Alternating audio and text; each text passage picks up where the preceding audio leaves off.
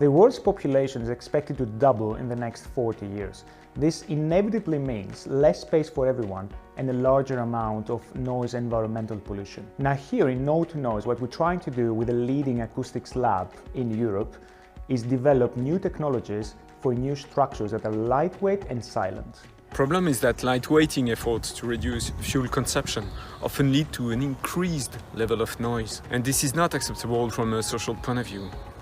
We at Matelis try to explore and to propose new routes to overcome this. Most important is that these routes should be industrially viable.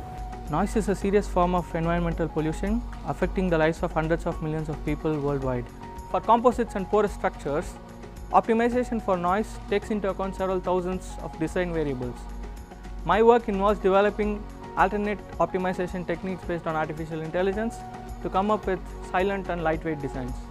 The key challenges in noise reduction is to be able to design multifunctional and lightweight structures from an industrial point of view. Typical structures that I am going to study comprise composites, possibly including poroelastic materials and mesoscopic heterogeneities. We are focusing on developing these new kinds of composites that can offer better vibration and acoustic isolation. As a Marie Curie Fellow, I spent 18 months in university and 18 months in industry. This helps me bridge the gap between academia and industry by applying state-of-the-art research to relevant real-world problems.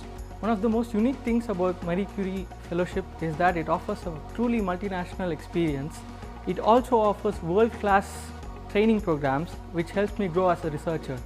The other good thing about Marie Curie Fellowship is that it offers a diverse pool of researchers to work with and share ideas and gain knowledge.